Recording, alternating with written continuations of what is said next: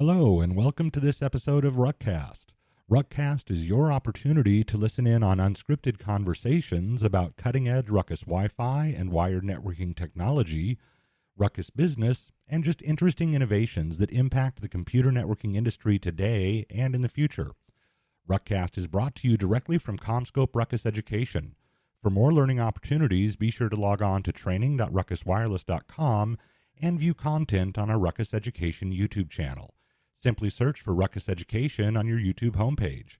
Without further ado, here's your host, Matt Clouda.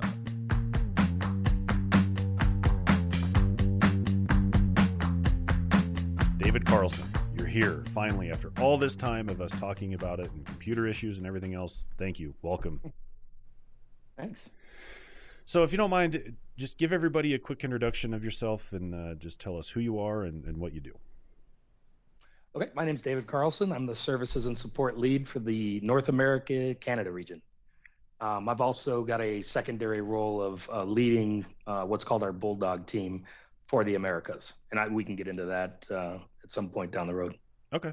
So we were kind of chatting before we started, and you brought up a really good point. I've had Lisa Ludgate and Melissa in to talk about the renewals program, and I've had Alan Grohe in to talk about the support portal and the forums and all the different tools that we have. But we're yet to have somebody on that can talk about our actual support offerings, what they are, how we differentiate them, what really comes encompassed in that. So that's really what I'm looking forward to talking to you about. So if you were to kind of just give us the quick, not even quick, because we're not time constrained, but tell us about that. What are the differences in the support offerings and what's really encompassed with that? Sure. So we really have two separate support offerings. The names of those are Watchdog and Bulldog. Watchdog is equivalent to just calling into TAC and getting technical assistance on maybe configuration, migration, even upgrades, right? It's reactionary. So you call in with a problem, the TAC engineer on the Watchdog team will work that problem to resolution, and then your case is closed. So it's truly transactional based, right? With Bulldog, it's equivalent to, if anyone's familiar with some of our competitors, it's equivalent to the advanced services that Cisco and Juniper have. We happen to call it Bulldog based on the Ruckus branding, but it is a proactive service. So we will also do reactive, right? So that team also does reactive support, but the nature of it is proactive. It's relationship based. So it's a dedicated team of technical support engineers and a customer success manager. And I'll go into what that means. But being dedicated to Bulldog customers, because they are paying a premium for that service, they have regular cadence calls, quarterly business reviews, but the engineers know the customer. When the customer calls in, they in most cases recognize the engineer because they've been on their operations calls, but it's proactive in nature. So the idea is we work with the customer to get them the right code in the network, maybe a bug scrub proactively, maybe design reviews, help with the migrations or projects that they have. And the idea is that they won't have an outage or an issue that causes us to have to do reactionary support posture. Now, we do obviously support our customers in a reactive nature, but we reduce our time to resolution because when that customer calls in, that the dedicated support team for Bulldog already knows their environment. So you eliminate a lot of knowledge transfer of the network. And then we also have the CSM who's engaged, and that's a customer support manager that is operationally focused on the customer. They are the point of contact for the customer from a business perspective into the Ruckus support team. So that helps to speed resolution as well in situations where the CSM needs to reach out and get maybe our engineering team engaged as our Bulldog our Bulldog TSEs are working on an issue. One other thing that speeds resolution with Bulldog, the proactive nature, of course, but because the Bulldog team are already L3 level engineers, they can escalate directly into our engineering team. the folks who write the code. Whereas with the TAC, the Watchdog model, we go into a L2 level engineer, they escalate into an L3, and then that engineer can escalate into engineering. So there's a two-step progression where the Bulldog team can go directly into engineering. But as I mentioned, it's a relationship. We understand the customer, the environment, and we're able to help them, a little bit faster than if you just call in cold. Yeah, and I've had in previous life in a multi-vendor network, I've had exposure to this level of support. And it's really eye-opening. And granted, this was 20 years ago, so I was pretty young and pretty wet behind the ears. But at first you're kind of amazed at how well things progress and they become resolved. Not to say that under Watchdog it doesn't. It's just kind of a different level, because when you have networks of that size, your support volume that you're actually sending out to your vendors is a little bit different, right? Because you have a lot of seasoned engineers on staff, and they're running into issues that they can self-resolve without having to pick up the phone and call support. But that's right. You also have a deeper level of issue then, and that's why that really becomes important. So for people that are sitting there looking at it saying, our network's growing organically, by leaps and bounds, and we kind of need that extra touch. There's so much value in that I just, until you actually see it, and I can't really portray it in the way that it probably deserves, but it's such a different level of support just because the level of issue becomes so much different, right? Right. So, and we can certainly get into. So when we talk about, let's start at the beginning, right? We look at Watchdog support. Mm-hmm. When a customer is looking at this, what are the key takeaways that they're going to take away from it? And I guess to you and I, it probably sounds like a little bit of a silly question, but when you start to dig into it a little bit, what does that look like? What is that customer experience to them, and what are they really going to gain out of that? Sure. Well, so if you look at support in general, whether it's Watchdog or Bulldog, support in and of itself is really an investment that the customer makes in their environment, in the product that they've purchased, right? So we use some analogies to kind of get that across, and that's insurance for your car, for instance, right? You hope you never have to use it, but when you do, it's there, right? So whether you're talking Watchdog or Bulldog, that support is constantly there, ready to pick up the phone and answer questions, help you with an outage, whatever it might be. When a customer calls in on Watchdog, and these are more, the Bulldog level of support is more for a larger environment, more complex environment, and Watchdog is great for the majority of our customers, right? It's a tiered model where they come into a specific level of engineer that works on, say it's, let's just split it evenly, right? For simplicity terms, wired and wireless products. Okay. Now the case comes in, let's say it's an ICX switch issue, and the customer is doing MAC authentication and they need assistance with configuration. That case gets opened by our welcome center. They check entitlement to make sure that the product has support on it. And then they move that case into an L2 TAC. And in most situations, our level 2 TAC engineer can resolve the issue with no problem.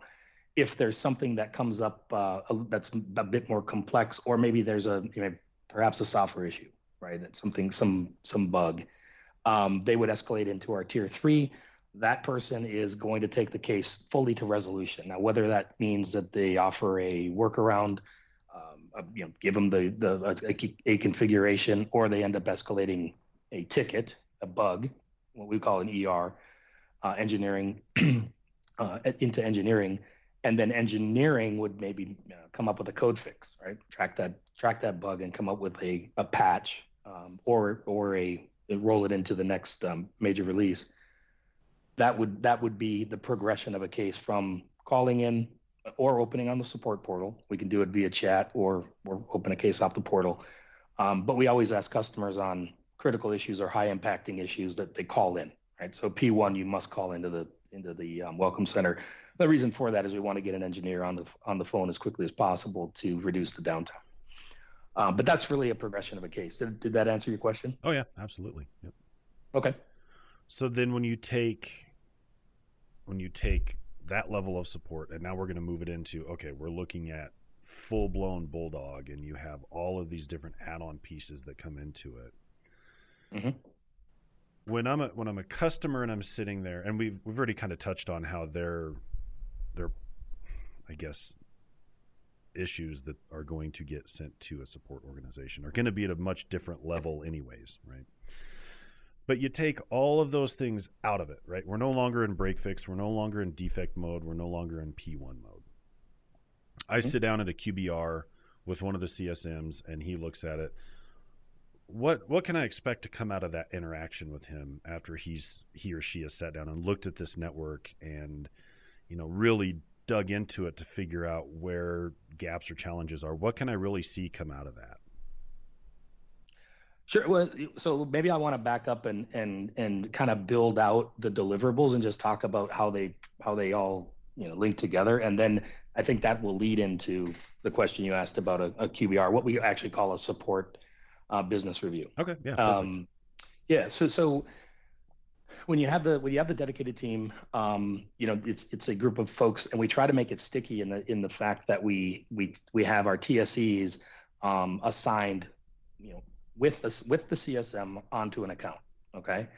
Now that's not dedicated. We do have a level of support where you can have a dedicated engineer that only takes your customer cases, right? They only take one customer's tickets as they're open. But if we're not talking dedicated, we do have a pool of engineers, and like I said, we make it sticky where they're attached with the CSM to the account. And there's a level of deliverables, or a group of deliverables that team performs together. Again, that CSM is the operational focused person. So they will schedule what we call a core report or a customer operations review, and that can be at the cadence of the customer. It could be, most customers do biweekly. We find that works well. We do have a few that have weekly, and then some of them go out to monthly. It just depends on the level of activity in an account. Some are more active than others, and at times they, if they're doing a migration, for instance, or a code upgrade that's in a very large network, that could stretch on for months. So that maybe we increase the cadence of that core call. What that is it's a conference call on a regular cadence where our CSM will walk through any open cases, live time with the TSE that's on that account, and they'll have a conversation with the operations arm of whatever the customer is. Okay. What comes out of that are a lot of knowledge transfer back and forth about the environment and the projects that they have coming up. And then we'll do even schedule activities where if a customer is planning to do a migration, we have a couple different things in our deliverable bucket, such as a health check of the network where we'll, now the customer must have RDD, which is it's the Ruckus diagnostic dashboard. I believe you're probably going to do a podcast on that if you haven't already. But it is a VM that's spun up in the customer's environment that can gather information from Ruckus devices. So to do a health check, we recommend that the customer has RDD because just to get the information back in. But there's a script that we would run to collect the customer information, and then we would do a review of the key performance indicators, for instance, on a switch, right? Or if it's on a controller, we would there's certain things that we would be checking. So we review those with the customer if they're doing a migration. Then we could move into a maintenance activity procedure, which we call a MAP. And that's something where we work directly with the customer, maybe a spin out from that core call I was talking about, that regular cadence call. Maybe we have a special call just to talk about an activity they're planning. The CSM then would schedule a TSE to be available to assist or to have a case open that the customer can just call in and the case is already there waiting. It's what we call a proactive case. And we would work through, the customer's method of procedure that they plan to perform. If it's maybe a code upgrade, we would do a bug scrub, those type of things. And the scenarios vary, right? There's many scenarios. The idea though is there's a partnership with the customer, and that's the key. And we're having these regular cadence calls where that information, that knowledge transfer is taking place. So if there is an issue during a migration, for instance, we've got all that detail. We've got the topology diagrams, expected configurations, maybe config backups of controllers, something to that effect. And that just, again, that helps to smooth the process if an issue were to take place. So that's the core, and that's kind of the operational function. Now, if you take it into the question you asked me, which I'm finally getting to, of the support business review, that's more of a higher level where we take a step back and, either twice a year, we'll do quarterly. You mentioned quarterly. Most customers we find, they, biannually is good enough for them. They don't necessarily need quarterly. But what we're doing there, the idea is we're culminating all of the data for the last period of time, whether it be 6 months or 3, and we're taking a look at it as a whole. And what are we looking for? We're spotting trends in perhaps software, for instance. We might notice that we had a lot of defects, a lot of cases open with defects. It might be time for us to do a proactive bug scrub and a migration. And of course, we'll work with the customer on that. Another trend that we might find is, maybe they've got some new staff, right? I mean, maybe over the last year or so, they've had some turnover, or they've just expanded their staff, the customer, I mean. And we see that a couple of them are calling in, asking a lot of configuration questions. Maybe that's an opportunity to bring in, your team, the education services team, to, do some training for them. Or maybe we just turn them over to the web-based training that we offer as well.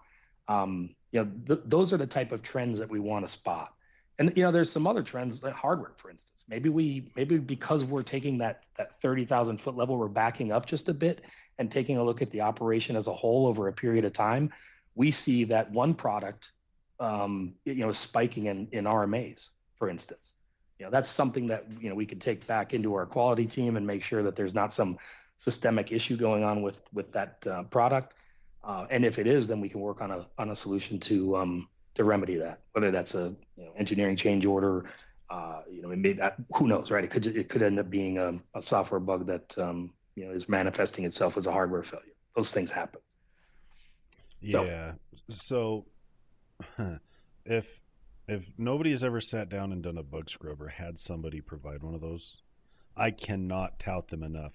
I've been the fortunate recipient of having those done before, and the amount of value that comes out of it. Because the reality of it is, you're a network engineer that's handling, let's say your network is 5,000 devices roughly. You've got potentially 5,000 problems you're working on, plus the maintenance window that you have coming up in a week, and that's a repeated thing.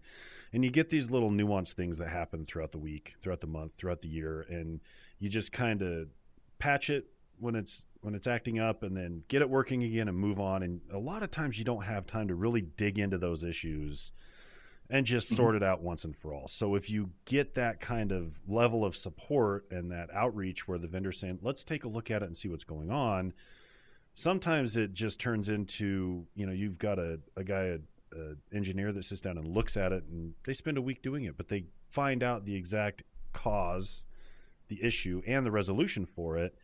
Now you already have all of these maintenance windows or planned activities coming up. You can start to build those into it to fully resolve those issues. So I've always been a huge proponent of that. Mm-hmm. One thing I'm really curious about is you look at product portfolios and how they change as a vendor when you're either acquired or the acquiree, right? So you take a wired product family, and now all of a sudden you pull in this wireless product family, which always poses challenges no matter what. I mean, if you're a networking guy, you've touched all of it at some point. But from a support level, you always necessarily haven't. And when you talk about Bulldog, you're now interfacing with customers that have a completely different architecture than what you were dealing with yesterday, right? So what kind of challenges did you run into in a support level just to kind of get everything to line up to deal with a broader product family at that point? That's a good question. It is a challenge because we do have a lot of products that we're expanding, right? We're not just doing, just the APs with controllers and then switches, right? We've got a vast portfolio, bringing in CloudPath, right, for onboarding and authentication, and SCI and Ruckus analytics. How does the team support that? It is a challenge. What we're doing now is we've gone through over the last, it's been 8 to 10 months. we've gone through some transitioning for our TAC where we're trying to do a Ruckus unified TAC.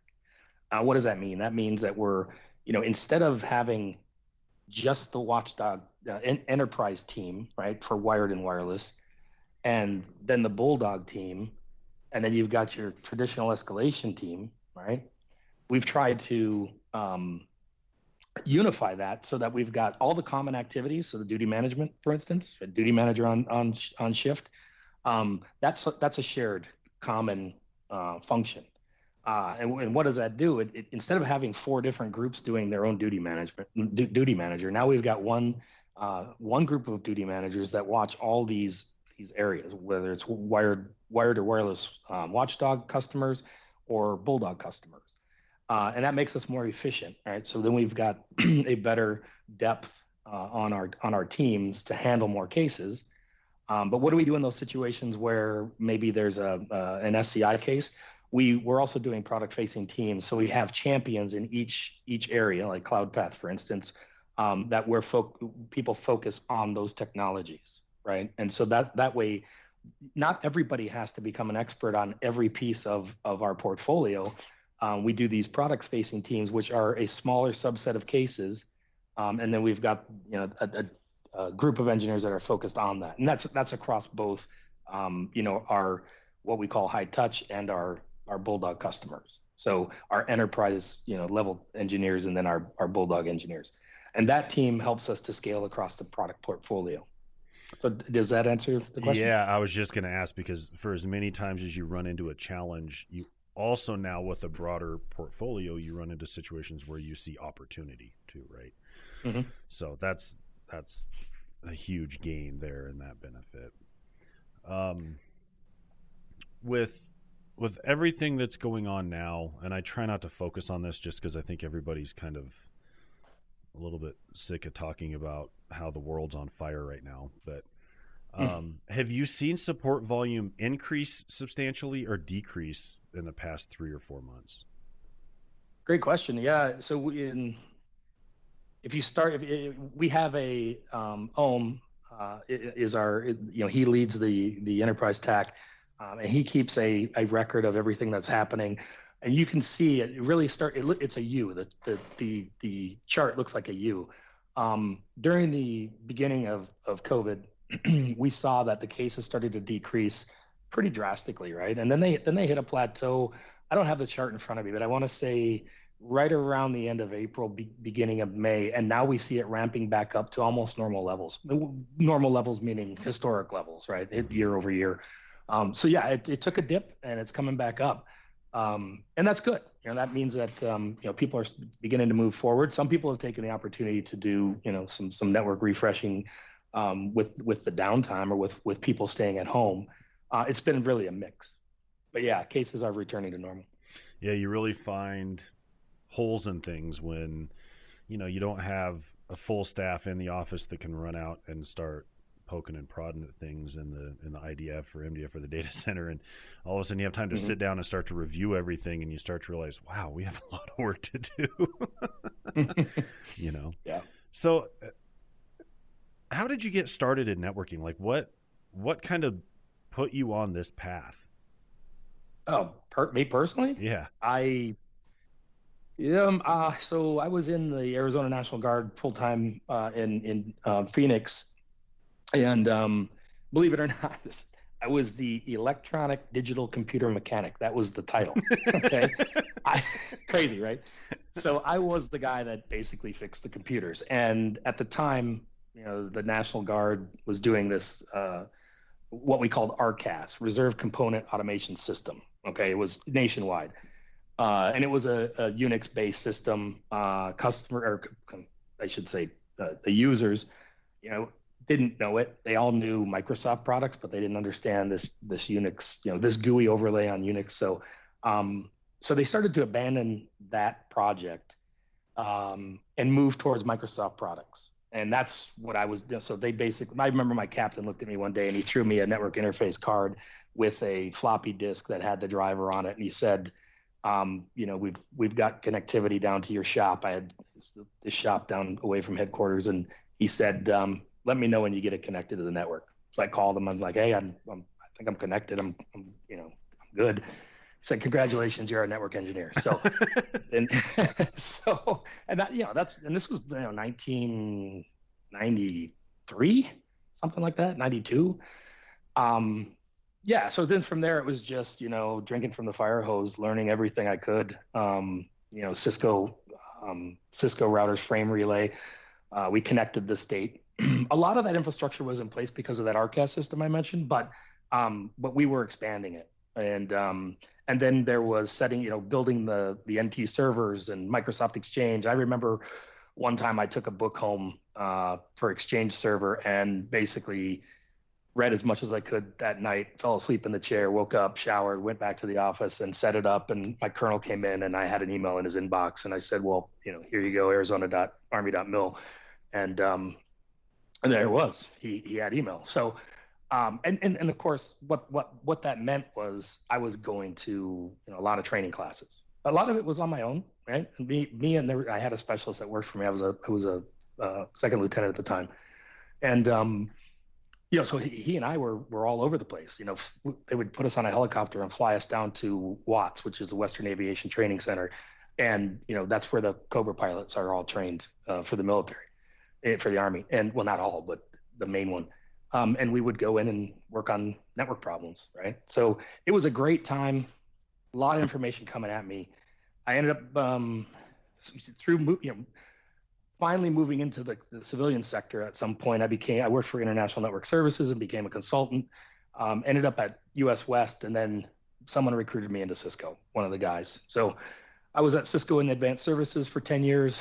Left there. I did two years as a dev tester in the government solutions group at Cisco, which was fun. We were doing radio aware routing, some good stuff. And then I moved into, I was doing 3G, supporting one big customer, mobile carrier at Cisco, and then moved into Juniper and was supporting the 4G network at that same large carrier. And then I ended up moving to Brocade, and of course, we were acquired and moved in, and now we're at Ruckus CommScope Ruckus. So first of all, thank you for your service. Appreciate that. Absolutely. One thing that the other thing I was going to tell you is the second you mentioned frame relay, I shivered, because I think anybody that's ever dealt with frame relay has probably had more headaches than they want to admit. We had frame relay circuits all over with an ISP I worked for way, way, way back in the late 90s. And it was so bad, we knew them so well that we'd have one drop, and we would just call Enterprise at US West and tell them, hey, can you just latch this circuit? And they'd latch it and they'd tear it back down and it'd come back up. Like, I had to get out of bed at 3 o'clock in the morning for this. This is ridiculous. Yep. Good stuff. I think what we're going to end up doing at some point is I'm going to put together a podcast specifically just for war stories, because with all of the history, just the sheer amount of history that we have of people that have been doing this for so long, I think that would be a lot of fun, because there would be a lot of funny stories that would come. You're going to have to censor yourself a little bit, I'm sure, but it'd be a lot of fun to talk about that for sure. So, a lot of late nights. I remember having one of my buddies I had to relieve him. He had been on the phone for 24 hours, and then I took on the next 12 hours because there was a large outage going on, across a major carrier. So, and that's all hands on deck, not just, one vendor. All vendors are on those calls. So, yeah, interesting stuff. I don't miss that. I mean, just that whole be there for 24 hours and then get relieved by somebody that's going to be there for 24 hours. And you're just like, oh my goodness. Yep. I mean, if you really sit down and look, I mean, the reality of it is, in my opinion, is when you work in a support organization, right, the job can be a little thankless sometimes, because sure. I've never met anybody with a networking background, a network engineer, anything, that didn't have a lot of passion for it. And you see how much blood, sweat, and tears goes into it, and then you realize that you're stretching yourself really thin at times to kind of get through some of this stuff. I mean, I've had stretches where we were going for 40 hours just to try and get stuff up and running and working. And, they're just all of them. They're just resilient, I mean, it's really kind of a refreshing thing to see just how much passion goes into that. Well, I think, yeah, you hit it. You got to have the passion, otherwise you get burnt out quickly, right? Yeah, I mean, you're sitting there reading a book, falling asleep on the recliner, and then getting up and running to work to try and figure everything else out. I mean, that really speaks to the broad majority of people in this industry, and I mean, the people that we work with are no different, you know. Yeah, I mean, it's the challenge of it too, right? It's like I want to get this up and working. I want to see it working, and there's a sense of accomplishment when you do that. And same thing as when you've got a network that's down and you're able to bring that network back up. There's an accomplishment. If you solve the puzzle. That's the way I look at it. You solve that puzzle for the day, and you got it going. So that's the great thing. And it's nice to know as well when you're out there as a network engineer, that you've got a vendor that's there to pick up the phone and help. Right, you're not alone. Yep. So that's the big thing for me is you're not trying to fix this on your own. You've got somebody there to help you out. That's a really good point, because you always have a lifeline. One of the things I've always said is I've been very, very fortunate over the span of my career to work with very talented, intelligent, just smart as a whip people, right? And you always have that lifeline, but then you turn around and the people that are your lifeline, you realize they have a lifeline too. So everybody along the line has a lifeline somewhere, and it's a huge relief really when you think about it, because you could fight with something for 10, 12 hours and then take a step back and run the problem by somebody. Hey, did you check this? No. Fresh set of eyes. Yeah. Fresh eyes. I know. Well, that's cool. That's a really cool backstory. That's awesome. Yeah, it is. It's good. Yeah. So where do you see, we live in a different world every day, every month, every year. Where do you see support going? I mean, what do you think are going to be the big changes that happen to it over the next couple of years? Do you think anything massive is going to change, or do you think the model that's there, for the most part is good and solid and works, and you don't need to make any, broad changes to it? Ooh, that's an interesting question. I think things will change as even now, network engineers are moving more. I was a traditional route switch guy, and now network engineers are moving into DevOps and scripting and self-healing networks, right? And that's really where we're trying to get things to move. So you're not having to rely on a person to go in and configure something or troubleshoot the network. To a certain level, you hope that the network would be able to self-heal.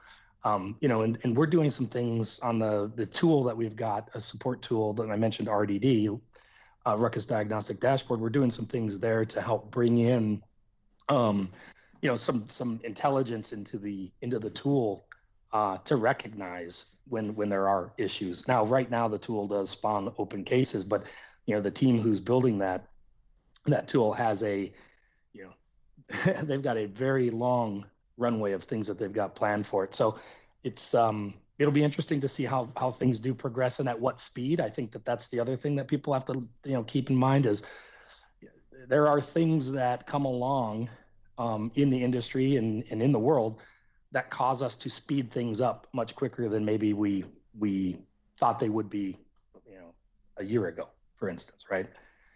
Even the pandemic or COVID-19 that we're in now, right? Nobody a year ago thought everyone would be working from home. We were able to quickly do it, right? So, you get human beings are resilient, right? And so we adapt pretty quickly to whatever changes in our environment. So, yeah, I think the future though would be, I would see self-healing, self-aware networks. What time frame are we talking? I couldn't tell you. I have no idea. My personal take on that, I think the limitation is you have hardware that comes out that expands the capabilities of what we can do at a much greater pace than the human element where they can develop software to take advantage of that is slower. So even though the hardware is at a much faster clip, the software is still slower, because if you look at any software application, you're talking about hundreds, thousands, millions lines of code, right? And there's so much more, concerted effort that goes into that. I think that's really where the gap is always going to be. I would agree with that. So, yeah. But you never know. A lagger. No, you don't. What's that? I didn't hear you. Sorry. No, you don't. I mean, if you ever meet somebody who says definitively this is the way it's going to be, walk away because they're probably lying to you. Well, yeah, exactly. Nobody really knows. Yep, exactly right.